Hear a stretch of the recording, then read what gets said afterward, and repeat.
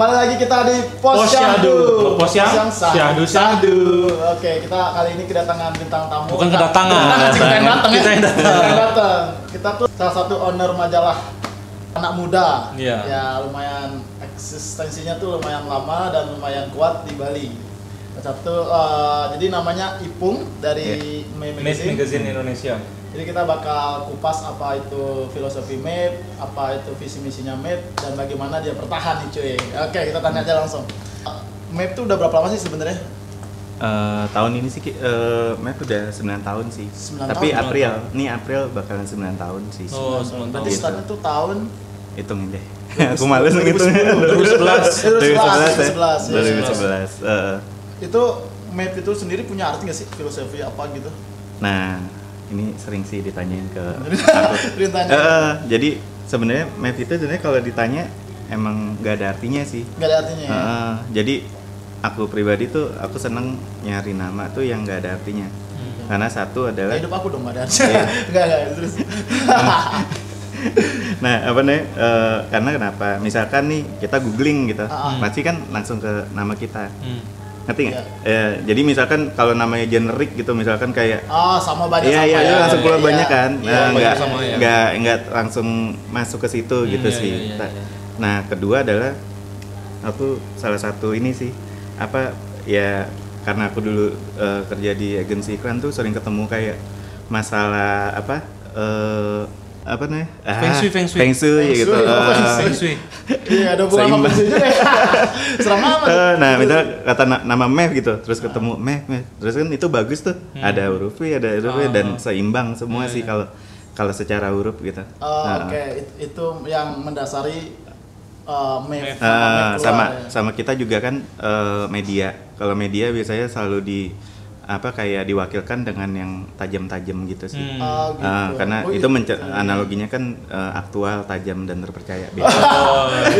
Itu mirip iklan apa ya? Lupa. Bukan iklan, Itu Mas. bukan iklan Itu tuh. apa sih? Ini Berita kayak berita berita gitu. TV. acara Iya, berita iya. deh, zaman dulu dunia dalam berita mungkin ya. Ipung ini kan bukan orang Bali kan? Dasarnya orang Jakarta ya. Bukan. Kenapa begitu percaya diri datang terus buat media anak muda Bali gitu? Maksudnya di Bali ada sih sebelum Ipung aku tahu Iya. juga, tapi nggak banyak. Dan Apa tuh? tiba-tiba aku lupa juga kecil-kecil juga awalnya. Ada MV Magazine dulu. MV bareng MV apa? MV dulu. MV MV malah duluan setelah- aku deh kayaknya. Ya, Iya, setelah. duluan MV. Nah, kenapa Ipung nih sangat percaya diri lalu membuat sebuah majalah? Dia kenapa gitu? membuat majalah gitu, filosofi. itu dulu ceritanya panjang banget sih. Ya. Nggak apa-apa, jadi nggak gini. apa-apa.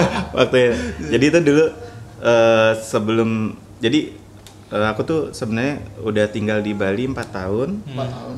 Terus kerja 4 tahun sampai sekarang tuh? 4 tahun, aku udah 13 tahun. Oh, 13 tahun, Udah oke. 13 tahun. Pokoknya 4 tahun pertama itu aku kerja di Bali, benar-benar pure kerja, terus balik ke Jakarta.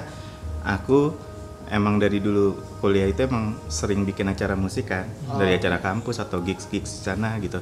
Nah, pas balik aku itu pacaran sama orang sini. tapi ya sama anak Imo Sama di Imo. sana lah di Jakarta. Oh, Dia iya, punya iya. distro gitu. Heeh. Nah, terus bikin akhirnya aku kayak punya channel-channel anak-anak musik yang seperti itu Iya, gitu. iya, Nah, iya. kalau aku sih justru kalau di Jakarta tuh lebih dari kalangan indie pop sih. Iya, Gitu. iya. Nah, akhirnya putus, terus cuma 2 tahun di Jakarta, balik ke sini, aku buka studio tato di Asar tuh ya? SS. SS, ya. Nah, ternyata beberapa band itu udah tahu aku sih gitu. Karena aku dulu terkenal enggak, karena aku dulu di Karena linknya udah banyak. di gitu. distro yang satu ini. Oh, gitu, ya. Nah, Mau itu sebut. jangan deh. Terus. Nah, terus kayak semacam akhirnya aku bikin di situ, bikin SS, terus openingnya aku ajak kayak si Painful by Kisses, terus Kinopen, terus Nimpea gitu-gitu. Iya. Oh, iya. Terus Zaman ini itu ya. pokoknya yang ininya deh Oke, gitu. yang besar waktu itu ya. Nah, Sampai sekarang sih, Mas. nah, habis itu Iya. ada salah satu band King of Panda Iya, itu minta tolong aku manajerin. manajerin. Oh. Nah, dulu itu aku sumpah aku tuh dulu nggak pernah ke Denpasar. Oke. Aku tuh taunya cuman Kuta, Seminyak, Legian. gitu, Iya, iya. Legian. Nah, yang terus terkenal-kenal di majalah lah ya. terus pas ketemu anak Kinopen, akhirnya aku sering ke Denpasar. Panjang. Pokoknya ke Denpasar lah, gini-gini. Ya. Nah pada saat itu aku melihat kayak apa nih, oh di Denpasar nggak ada media ya, oh nggak ada media, terus sayang nih gitu. Iya. Aku bisa karena aku dalam hati aku selalu kerja di media sih sebelum-sebelumnya. Di apa majalah surfing, majalah ini, pokoknya aku udah tahu lah seluk-beluknya majalah juga ya. Nah terus akhirnya pas di Kinopen sembari manajerin mereka, aku mencoba kayak bikin majalah deh gitu. Karena waktu itu aku kerja di majalah surfing yang kerjanya tuh sebulan kerja sebulan libur, sebulan kerja sebulan libur. Nah pas pada saat libur aku men-set semua tuh bikin majalah MEF gitu. Gitu, nah di Denpasar itu lagi di store desain itu lagi mulai gitu. Cuman pas timingnya juga timingnya pas sih, beruntung sih. Terus juga zaman dulu kan event musik masih kenceng ya di sini. Musik juga kenceng.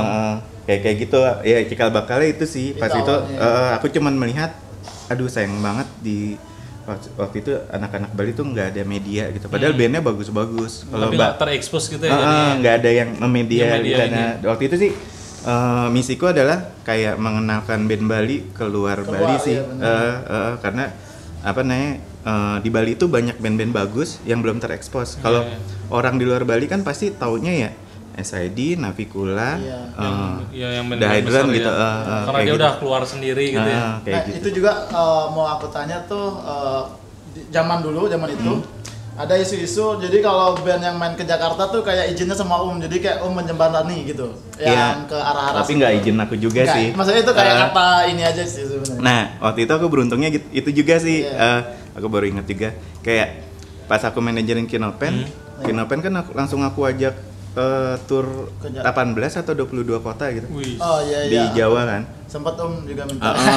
Nah, apa namanya pas itu ya entah kenapa pokoknya di Bali tuh akhirnya kedengeran namaku gitu. Kayak band, maksudnya waktu itu kan Kinopen masih newcomers ya. Masih New Kids on the Block gitu, tiba-tiba bisa keluar bisa gitu ya. Tur 18 kota atau 22 kota gitu. Nah, akhirnya yang kedengeran itu namaku gitu. Habis itu banyak band-band yang minta dibuatin aku bikinin tur gitu. Itu kayaknya dulu selain Kinopan ada sih beberapa kayak SID pasti tur kayak begitu kan. Maksudnya kalau selain itu kayaknya nggak ada Kinopan awal sih, tur beberapa kota yang banyak gitu kayaknya. Nimpea sih waktu itu. Nimpea. Tol Bentol tuh aku juga yang bawa setelah Kinopen. Berarti orangnya sama-sama aja.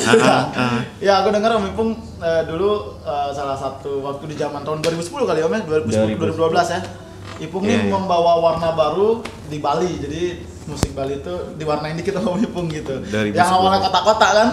Jadi aku ngeliat sih Om Ipung punya kayak pergerakan gitulah. Menggerakkan pada zaman itu ya, 2010-2012. Tapi kalau Om lihat arah ke sekarang, band-bandnya udah mandiri nggak sih? Udah sesuai harapan yang kalau kayak saya pribadinya ngelihat musik dulu ada Om Ipung nih, harapannya biar kayak gitu terus kan. Nah, menurut Om Ipung sesuai yang ekspektasi Om yang udah ada yang sekarang, udah sampai mana nih? Udah mau bagus nggak gitu?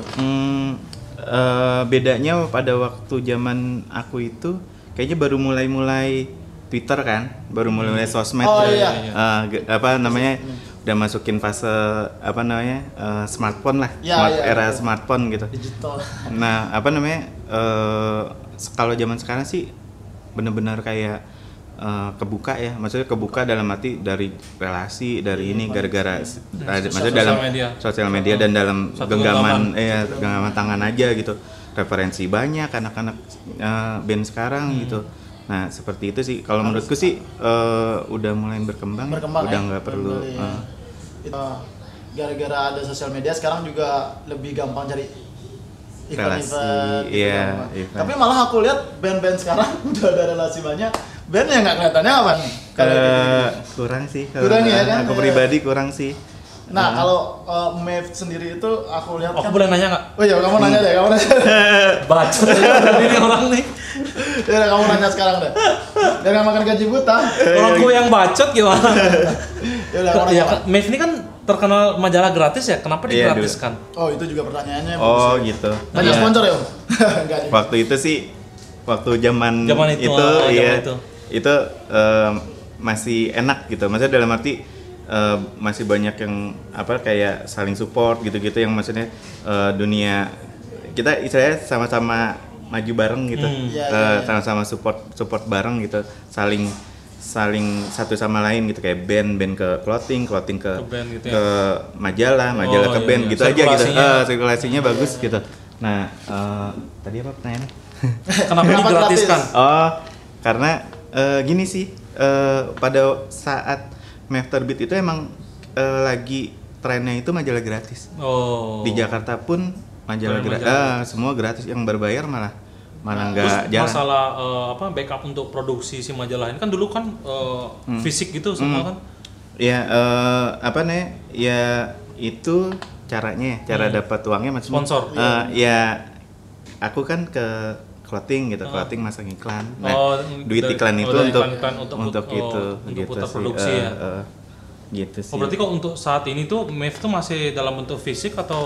Kita udah 2 tahun kayaknya. 2 tahun kita lebih ke webzine sih. Udah web ya, udah digital semua. Udah digital semua karena keadaan sekarang tuh benar-benar udah berubah berubah gitu. Digital semua kan. Kayak percetakan yang biasa aku cetak aja udah mulai ngap-ngap gitu karena semuanya udah mulai nggak nyetak gitu. Semua beralih ke digital semua. Digital semua sih gitu. Itu berarti sekarang iklan pun masih cuma digital aja ya, nggak ada yang fisik ya? Ya sistem kayak gitu tuh masih kayak dulu nggak sih? Nah itu sekarang sebenarnya ini sih, kalau nih aku pribadi ya, sebenarnya kita juga digerus sama si let's say kayak selebgram yang gitu tuh aku nggak ngerti ya, maksudnya itu antara ngancurin atau ya ada positif dan negatifnya sih, cuman yang aku lihat tuh sih negatifnya aja gitu. Kadang-kadang kita juga merasakan hal itu sih sebenarnya.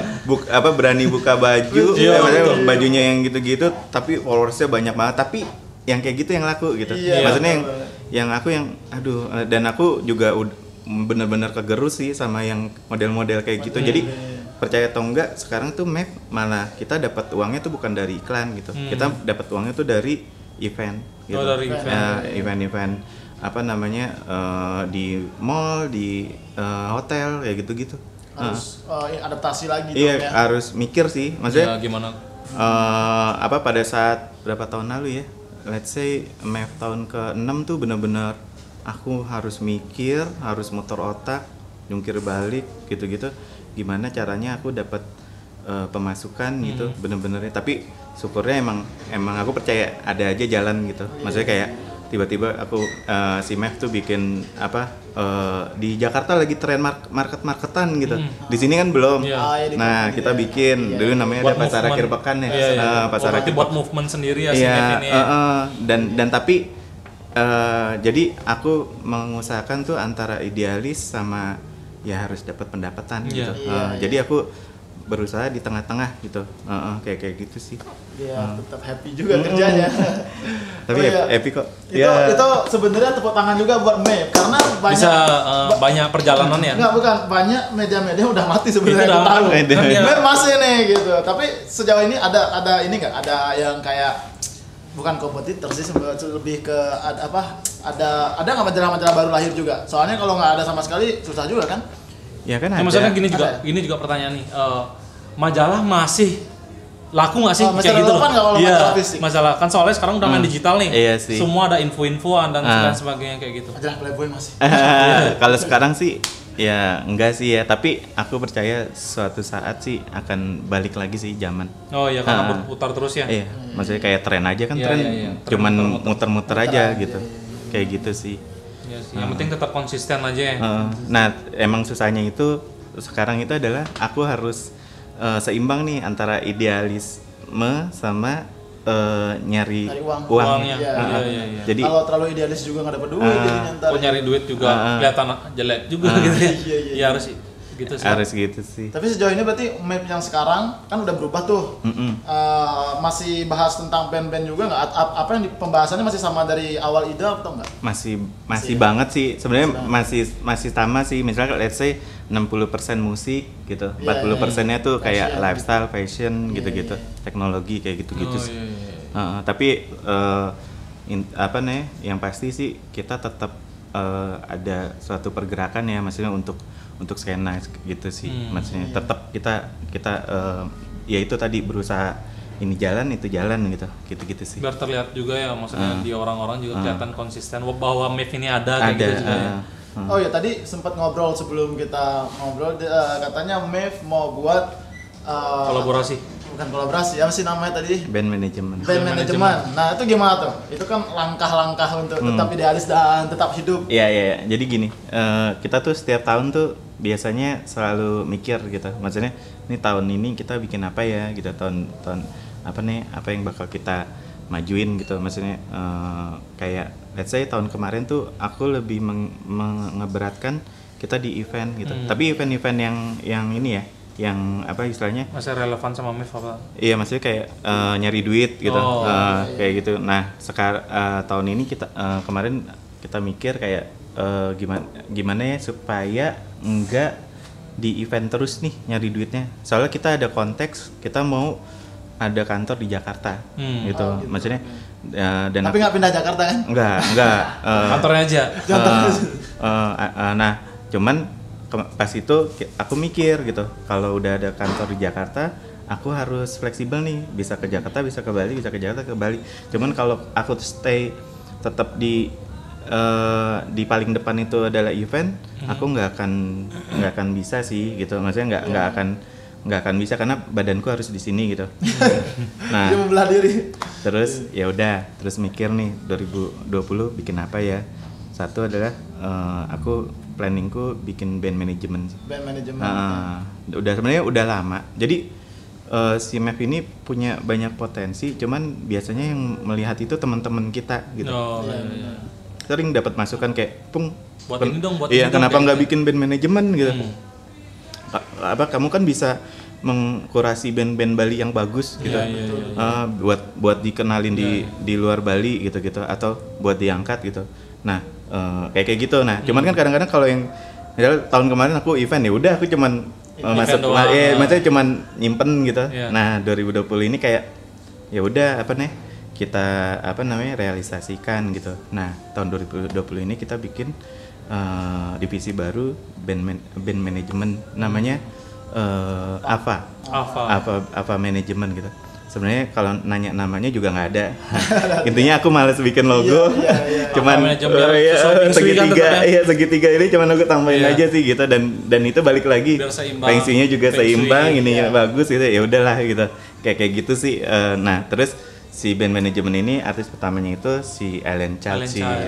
Nah, kebenaran dia ini bulan Maret ini bakal kita bawa tur di Jakarta sih. Mantap. Nanti kita interview loh itu. Tapi nggak boleh dibocorin dulu ya? Nggak apa-apa. Nggak jadi. Itu band manajemen. Biasanya band manajemen ini kan agak apa ya, kadang anak band baru tuh tertarik kan, ada yang mau manajemennya. Kadang-kadang pasti ada yang di rumah nanya gini, yang punya band lah. Ada standar-standar khusus nggak masuk band manajemennya Om Ipung nih? Apa harus terkenal gini lah, harus gitu lah ya. Atau susunya kelihatan gitu-gitu? Harus seksi ya. Harus seksi. Jadi gini. Seksi itu poin plus ya. Harus sih zaman sekarang. Bangke tuh aku ngeliat Instagram isinya cuma tete. Apalagi keluarnya, tapi gara-gara itu keluar jadinya keterusan kita. Jadi kali ya. Aduh. Nah gini. Tadi apa kriterianya ya? Apa punya kriteria khusus nggak atau sebenarnya untuk mengawali ini ada sih kriteria untuk mengawali band manajemen ini, karena keterbatasan modal dan keterbatasan kita belum tahu nih ke depannya prospek kalau maksudnya Astungkara maju gitu. Kalau maju. Jadi kalau untuk pertama itu si Maeve ini si apa ini kita milih bandnya itu satu, personilnya makin dikit makin bagus. Iya. Pembagian uangnya maksudnya bisa. Bukan masalah. Bukan itu ya. Slipknot nggak boleh masuk ya. Yang uangnya banyak-banyak ke JKT48 itu nggak usah tuh. Bukan masalah itu sih. Bukan. Kalau duit mah ya bisa lah. Nah, enggak, masalahnya adalah kita ini dibatasin laut gitu. Kita cuma satu di pulau yang berbeda dengan kebanyakan, apalagi dengan Jakarta gitu. Nah, permasalahan pertama adalah biar kita ringkas satu orangnya, biar lincah. lincah. Duit apa juga kalau kita mau misalkan promo gitu, main di Jakarta, tour di Jakarta, kalau makin dikit kan paling kalau misalkan nggak dapat sponsor ya kita modalin sendiri, maksudnya lebih bisa, daripada band yang personil 5 gitu. 5. Ini bisa personil 2. Ya udah cuman 2 gitu kan. Jadi lebih lincah karena sebenarnya aku belajar dari Battle Smoker sih temanku. Battle Smoker kan dari dulu aku tahu tuh, maksudnya perjuangannya, maksudnya mereka cuma berdua gitu. Kalau kemana-mana tuh bertiga gitu. Kayak sama kru, manajer kalian ini soundman gitu-gitu. Nah akhirnya yang terjadi adalah mereka lincah gitu. Mereka bisa main di Asia, bisa main di mana lah, di mana festival di Perancis kayak gitu-gitu. Nah, aku dari situ sih aku belajar, maksudnya semakin dikit kepalanya semakin enak sih, semakin lincah lah gitu. Tapi gampang lah ya. Ekonomis juga sih, kayak gitu. Kan kalau banyak kepala juga ide-idenya juga mungkin disuruh kumpul jam segini ada ngaret nunggu ini satu. Itu kamu. Iya sih. Capek sih. Tapi sejauh ini pernah kan sebelumnya buat band manajemen kan Om Ipung udah ngadain tur-tur kan, contohnya kayak Kemapan, mungkin ada band-band lain juga. Terus itu pernah yang kepalanya banyak terus susah diatur. Mabuk jam manggung udah mabuk. Itu kamu. Banyak. Jadi kalau aku kan pure manajerin itu kan sebenarnya si Kenopan ya. Cuman aku udah bawa The Disland Tour, The Rolling Tour, terus Tol Bentol, terus siapa lagi Symphony of Silence, terus kayak gitu lah. Jawa tuh. Nah, jadi gini, sebenarnya yaitu band itu kenapa harus bikin tour? Karena tour itu bukan semata-mata promosi gitu. Tour itu adalah sebenarnya itu ujian untuk band itu sendiri gitu. Karena di dalam tour biasanya dalam perjalanan nih, apalagi kayak kalau tour Jawa gitu, kita kan nyewa elf tuh. Nah, terus kita sebulan ada di elf gitu. Nah, saya nggak bisa ngebayangin itu. Nah, biasanya di dalam tour itu nanti semua sifat asli personil itu akan keluar, akan ketahuan sendiri gitu. Yang pelit-pelit gitu kelihatan, yang marah, yang sering marah kelihatan, yang malas kelihatan, yang ambekan pundung apa bahasa ini? Yang ngambek ngambulan kelihatan gitu. Nah, makanya berapa kali aku bawa tour itu ada band yang pulang tour bubar, terus ada yang ada band yang misalkan pulang tour malah makin bagus gitu karena udah teruji gitu. Terus ada yang band yang misalkan paling sering sih personilnya mungkin salah satu keluar gitu. Karena itu sih. Nah, paling bahaya itu yang kalau balik tuh bubar. Rockstar syndrome sih. Merasa dirinya rockstar. Saya aja nggak rockstar merasakan. Rockstar syndrome tuh aku udah paling males sih ngeliat band rockstar syndrome.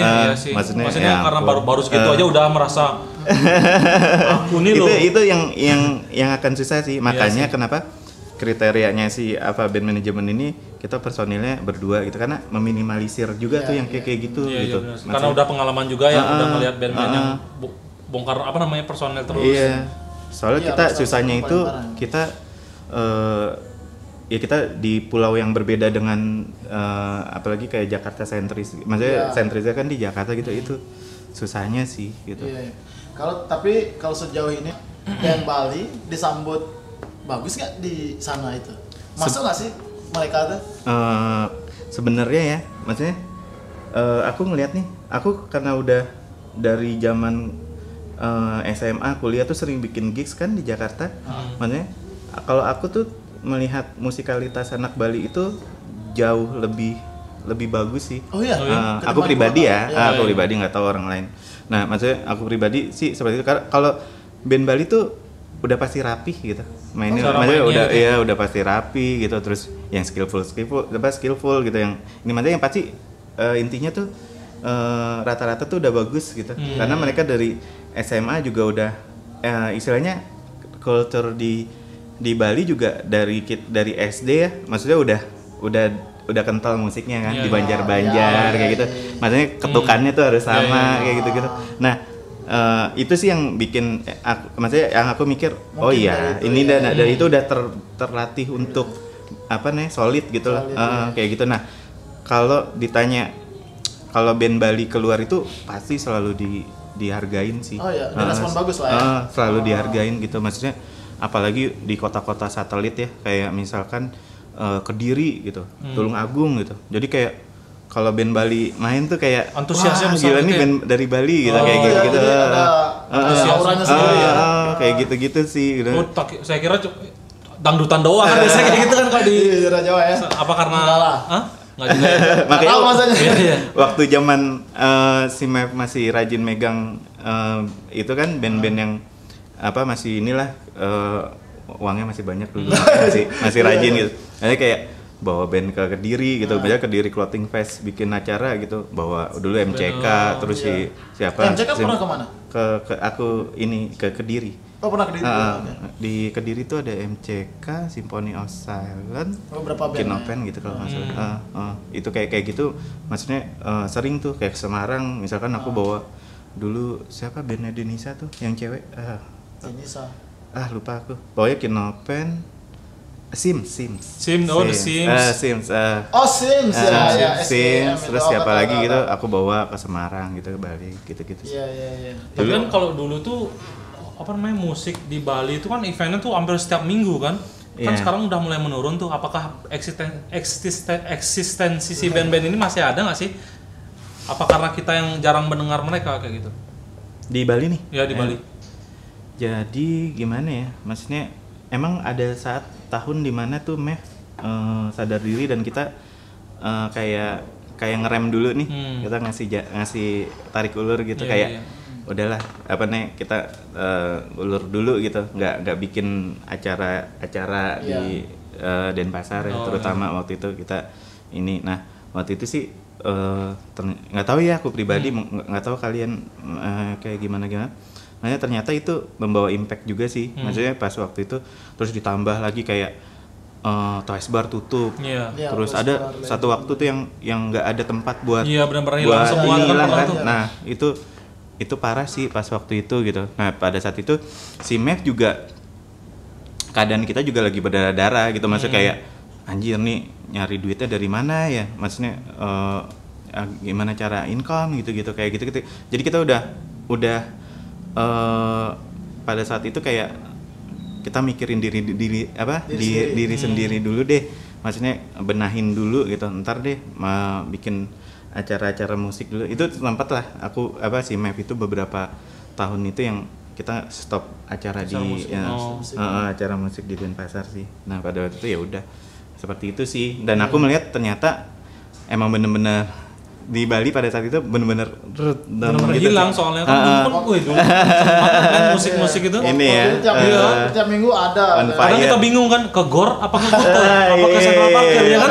Iya, ke Central Parkir ada Granat. Di sini ada ini, terus ada ekonomi, di Renon. Jadi minggu tuh kadang kita yang mana nih yang di sini bagus, di sini bagus. Iya benar-benar, dulu masih banyak ada pilihan. Iya. Sekarang tidak bisa memilih. Karena tidak ada pilihan.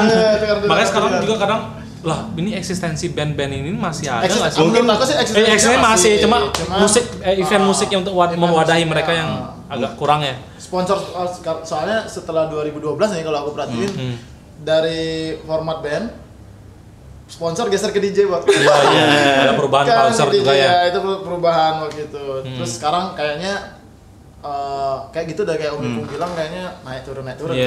Ntar lagi pasti balik dan Ipung muncul lagi. Dan tapi sekarang kesusahannya untuk bawa band, memperkenalkan band yang kayak, maksudnya bukan di Bali aja nih, band yang kayak format band lah atau musik yang kayak kita mau, yang kita ini pahami gitu, tidak menggaung tinggi kan, termasuk di Jakarta pun tidak seperti itu gitu. Untuk membawa contohnya kayak sekarang Om bilang bawa Alencar ke Jakarta.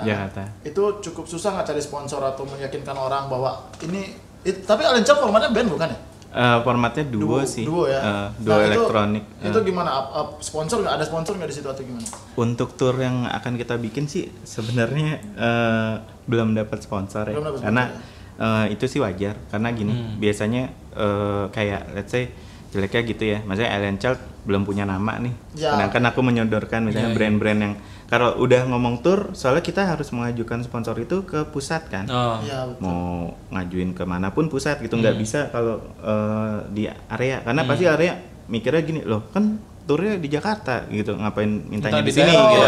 Kayak gitu. Nah, sedangkan kalau kita udah propose ke pusat gitu, pusat pasti ini band apa nih gitu gitu loh. Maksudnya kayak gini pasti tapi nggak apa-apa kalau dari aku tuh kayak nggak apa-apa deh, maksudnya kamu nggak sponsorin tapi at least kamu aware gitu, nih ada band ini bikin tour gini-gini, after itu terserah lu deh, maksudnya yang penting mereka aware kita bikin tour. Nah pas mereka ngeliat tournya udah sukses ya mudah-mudahan kan yang kedua baru mereka mau sponsorin sih gitu sih. Emang ya gitu sih, maksudnya kita kadang harus sadar diri gitu, karena kebanyakan band pasti kadang kalau yang kayak tour gitu, yang apalagi yang baru pertama tour pasti aku pahitin sih, maksudnya pahitin, kamu jangan mikir kamu ini kamu terkenal di Bali, cuman kalau udah keluar Bali kamu siapa gitu, nggak ada yang tahu gitu. Jadi jangan ada rasa ini, kita harus berakit-akit ke hulu lah gitu sih, kayak gitu sih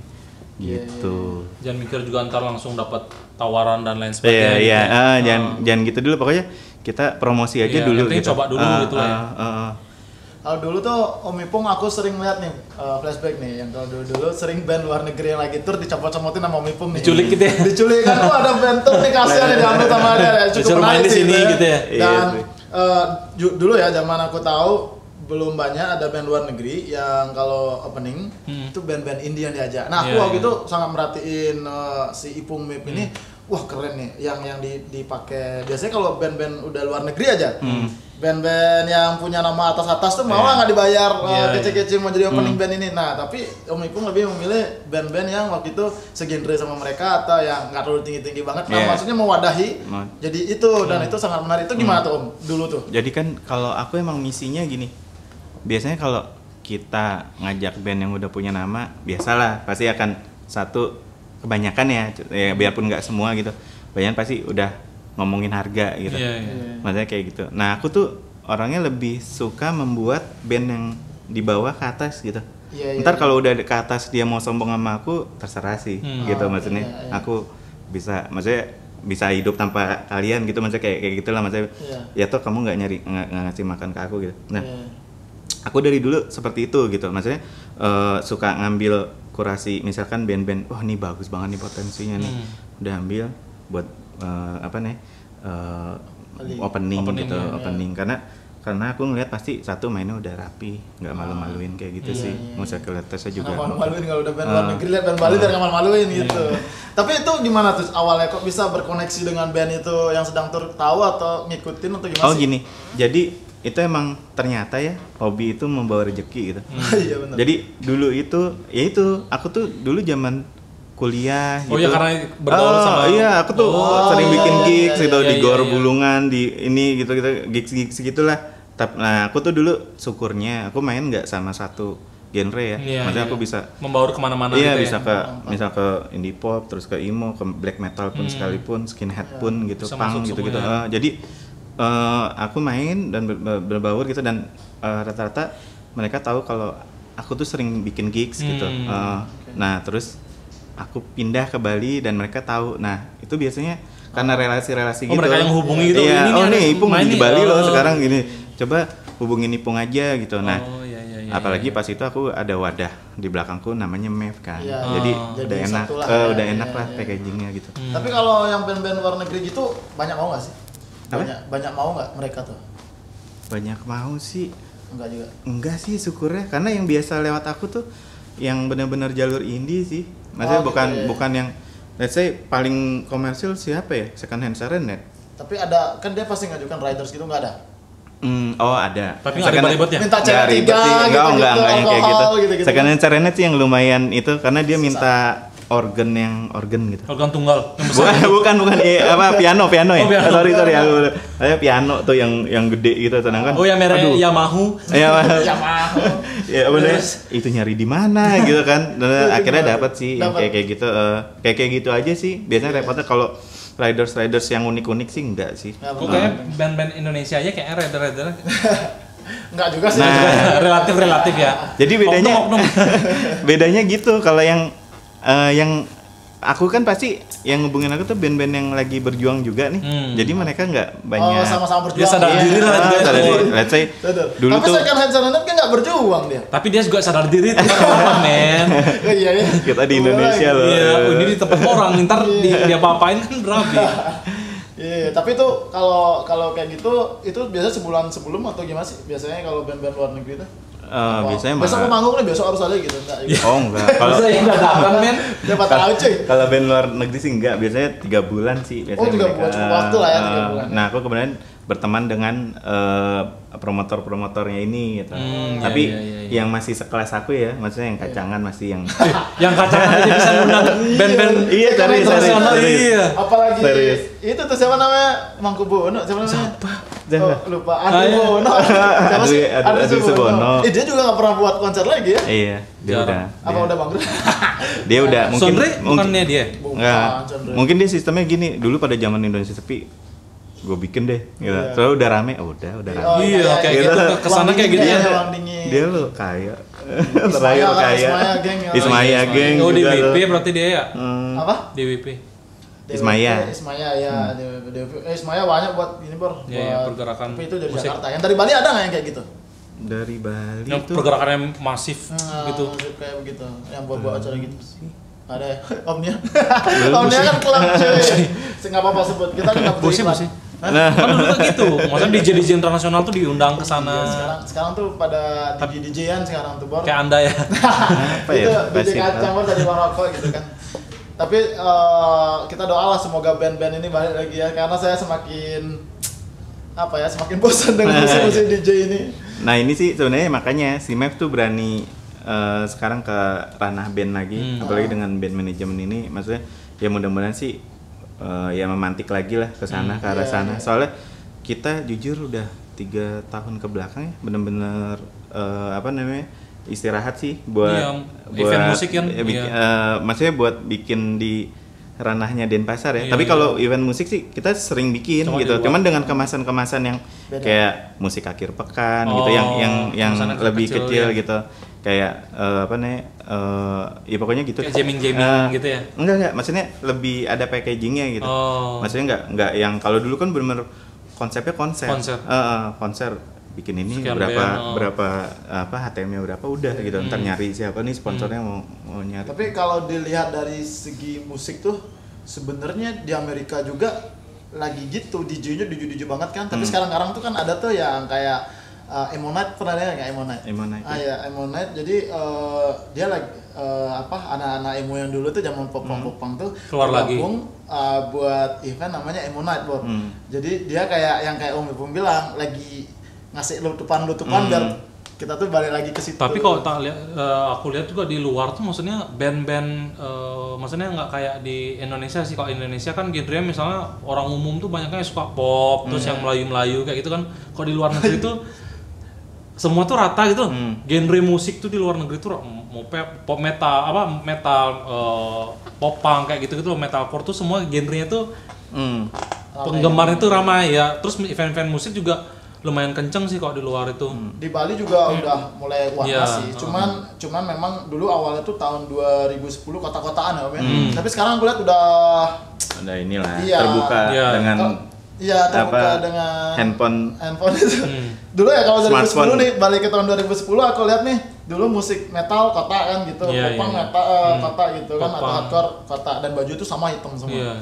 Ya agak dekil lah sebenarnya anak-anak itu, tapi bandnya keren-keren. Tapi sekarang tuh aku lihat anak-anak yang jadi penonton atau poser itu keren-keren, tapi bandnya nggak bagus, terbalik sekarang, Bang. Siapa tahu ntar lagi terbalik lagi gitu. Iya sih. Lebih sekarang lebih warna-warni lah. Lebih warna-warni. Cuman nggak tahu kenapa malah mungkin karena mereka eksisnya di dunia sosial media, di real life jadi mereka males gitu kayak gitu sih. Apa juga di HP itu bisa akses kita entah video, YouTube, terus pesan makanan dan belanja pun juga kayak malas bersosialisasi orang. Jadi orang tidak tergabung lagi gitu. Iya, kok zaman dulu kan orang kayak kita nih yang akan membentuk hal-hal seperti itu lagi kan. Semoga. Siapa tahu Om Ipung nanti buat band-band yang lama tuh yang Di manajerin sama sih. Iya. Nuncap, halo. Nuncap. Oh ya, ada satu lagi nih sebelum udah masuk sesi terakhir belum nih? Nih sebelum itu mau tanya nih, kenapa setiap main ke kantornya Mip nih cewek-ceweknya mantap-mantap cuy. Wih, itu gimana caranya menghajar cewek-cewek seperti itu? Dia sering diajak di eventnya Map gitu yang wih Om Ipung cewek-cewek semua nih gini. Oh jajan gini Siapa tahu nih yang mau ngobrol-ngobrol di kantor Map tuh di mana kantornya? Ini di kita hujan ya? Oh, udah kita ada di Central Parking. Central Parkir. Di Sign Coworking sih. Sini gabung Oh, gitu. di sini jadi kayak coworking space gitu Iya. Jadi ada beberapa Meja yang meja, memang open for public Iya, gitu. iya. Jadi siapa tahu yang mau magang juga terima Oh, orang iya. magang Terima juga magang, ya. ya. Cewek Mau sih belajar. biasanya. Oh, harus cewek. Pantesan. Tapi sekarang juga cewek tuh menjadi kayak Daya tarik. point of view Iya. gitu loh. Jadi wah. Iya. Jadi orang tertarik gitu. Makanya terjebak di kantor. Ya makanya kita kesini kan. Sebenarnya bukan mau nginterview Om Ipungnya, Iya. karena sama cewek-ceweknya. Tapi kok malah ada gitu. Jamnya Oh, salah jam kali ya. pulang loh. Jauh gitu. lagi bener. Nih Om, nih mau kasih ini nggak? Apa? Ini kan sesi terakhir nih Om mau kasih last word nggak? Maksudnya kayak Pesan dan kesan atau apa kayak orang-orang yang mau buat majalah, yang mau berani mulai kan pasti banyak tuh orang kayak Om Ipung tapi belum berani eksekusi tuh. Ya kan? Sarannya apa tuh kalau buat orang-orang kayak gitu? dan gimana cara eksistensi juga. Tapi jawabnya jangan kayak Nike ya, just do it gitu aja. Masih. Ya, gimana cara eksistensi Gimana kan soalnya caranya Map bergerak? Magazine ini juga apa namanya banyak rintangannya kan dari tahun 2011 sampai tahun ini kan. Iya, iya. Relevan lah. Ada ya naik turun. Gimana cara tetap berjuang dan konsisten kayak gitu. Kalau dulu sih aku satu adalah pertama membaca pasar kan, maksudnya Pasar. apa nih yang nggak ada di Bali nih gitu, apa nih yang belum dilakukan sama anak-anak di sini Iya, gitu kan, maksudnya. Nah dari membaca pasar itu kita bisa mikir apa yang kita bisa bikin gitu kan, Iya. kayak gitu-gitu. Nah kedua emang ini permasalahannya adalah modal kan, kayak aku gitu dulu bener-bener memulai Map bener-bener nggak ada modal. Tapi modal bukan masalah kan? Nah, modal itu kan nggak harus selalu uang gitu. Iya, betul, Maksudnya betul. bisa kenalan, bisa kayak semangatmu juga bisa jadi modalmu gitu. Iya, Kalau betul, kamu betul. mager juga nggak bakalan ini gitu, betul. nggak bakalan jalan juga gitu. Iya. Nah, ketiga adalah aku kita harus bisa learning by doing sih. Maksudnya Iya. kenapa learning by doing gitu? Karena kalau cuma learning doang nggak doing juga Iya, nggak gerak-gerak iya, gitu. benar. Ya udah bergerak aja dulu sambil belajar Iya, gitu benar, kan. benar, Iya, biasanya Maksudnya- kan ada tuh yang pinter banget tapi Tapi nggak bergerak. Tapi nggak berfungsi gitu. Kayak kita ini juga buat podcast ini juga nggak awalnya sih masalah omong-omongan gitu ya. Jadi terus ada lagi Om. Nah, yaitu learning by doing gitu. Nah, habis itu ya udah, maksudnya kayak misalkan emang kita apa nih yang error ini apa semua gitu ya kita perbaikin, atau kalau emang ini nggak bisa ya udah tinggalin terus kita bikin Yang inovasi baru baru ya. gitu. Iya, Kayak MF sih selalu gitu ya, maksudnya misalkan berapa tahun lalu kita ditinggalin sama klien-klien kita gitu, wah gitu itu sumber duit kita semua kan, tapi ya aku percaya maksudnya Ada jalan. ya kita ada jalan satu ya, percaya aja kalau kalian itu pintar gitu, maksudnya nggak harus bergantung dengan ini Iya, gitu. iya, Masih iya. banyak jalan yang lain gitu. Nah itu harus ya explore gitu, apa ya gitu sih. Sama kalau aku sih tips dari aku kalau aku pribadi biasanya kalau nyari ide itu di jalan sih, di motor gitu. Nah, karena kebiasaan dulu di Jakarta nih, misalkan kuliah gitu, berangkat kuliah, mikirnya tuh di motor gitu sambil sambil berangkat. Nah, cuman kan kalau di sini nggak ada macet kan. Kadang-kadang Jadi kenapa itu? Iya, Ya berarti di sini nyari macet. muter-muter gitu ya. Buka US gitu, oh ini macet nih. Sana gitu. Nggak nyari macet juga. Nah, kenapa kalau Yang penting aku jalan ya? kalau aku di motor gitu. Kayak makanya kemarin Desember 2019 kemarin aku ke Jakarta gitu kan. Naik motor Naik ya? motor gitu. Karena aku Hebat sekali Om Ipung. Dan pasar Jakarta. karena aku sambil mikir tuh apa ya gini, kemarin jalanin ini nggak jalan, terus apalagi yang besok gitu. Karena kalau maksudnya aku pribadi, aku kadang otakku jalan kalau lagi di atas motor sih. Oke. Berarti itu jatuh dari Om Ipung buat kalian. Satu apa tadi Om yang satu? Aku lupa. Ini baca pasar. Oh iya, baca pasar, baca peluang baca gitu. market. Jadi jangan ikut-ikutan kalau lagi rame A, ikut rame A gitu. Terus Saya kalau rasa yang- gitu juga. Kalau yang satunya gagal, coba yang jalan yang lain kayak gitu. Yang kedua tadi modal tuh nggak masalah. Modal tuh bukan uang aja Om ya. Bisa relasi, bisa uang juga. Bisa niat, bisa niat Bisa kita, niat ya. ide Niat kita itu juga. modal ya benar. Niat Ya kan itu jadi modal kan? Yang ketiga tadi Om Ipung bilang Bali Jakarta, bukan? Oh, bukan. yang ketiga tadi apa ya? Apa Lupa ya? kita juga nanti kita ulang lagi. Oke Bang, ini sesi terakhir kita sama. Dia mah gitu, dia udah ngasih rangkuman. Tapi dia nggak lupa Lupa. semuanya. Enggak, yang ketiga tadi lupa tadi. Ntar kita putar balik aja, Bor. Yang lupa tuh Om Ipung dari Denpasar ke Bali naik motor. Naik motor, nyari ide. Nyari ide. Oke, yang ketiga Ide tuh evaluasi kita. itu ke Jakarta PP naik motor apa pulangnya Oh naik enggak, pesawat? pergi aja. Pulang naik pesawat. Motornya ke Jakarta dong. Itu juga. Iya, biar aku ada motor. Oh gitu. Oh gitu, aku kira Makanya tadi Bali. tanya, Tadi makanya aku mikir gini, keren juga nih orang sendiri yang Ke gitu Jakarta ya. malah Bali kan Bali Jakarta. Pulangnya ternyata naik pesawat juga. Naik pesawat. Iya iya iya.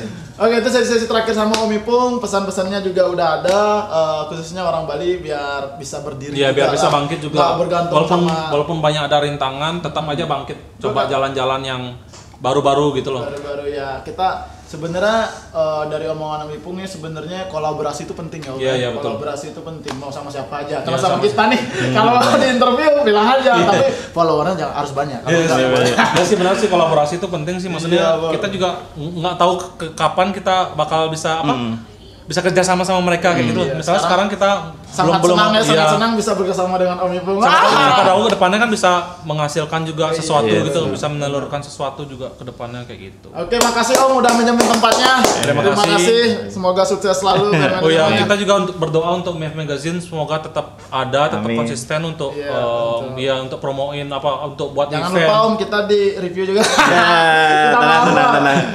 Jawab, tolong. Untuk promoin apa entah band Balinya untuk Iya. Iya, si iya. MEF Magazine-nya juga tetap ada Iya. gitu karena dari dulu juga aku ngeliat zaman-zaman kuliah itu kan yang 2010 sampai Aku 2011 Kuliah. kuliah. Kuliah. Terus ngeliat majalah kecil, "Wih, keren nih dia ngebahas tentang lifestyle anak-anak ini apa Bali gitu Bali, tentang iya. musik, fashionnya juga, lifestyle terus kayak gitu loh. Ya harus hidup terus lah. Iya, keren sih majalah MEF Ya, Magazine. map-nya nggak apa-apa hidup, Ipungnya nggak apa-apa. Iya, harus ada dong, harus ada dong. Iya, iya, iya. Kan harus seimbang. Sesuai feng shui. Waktu Oh, iya. katanya nih. Nggak apa, bisa di-cut-cut. Oke, teman-teman, thank you, bye-bye. Terima kasih Ya, atas ya, ya, waktu. ya.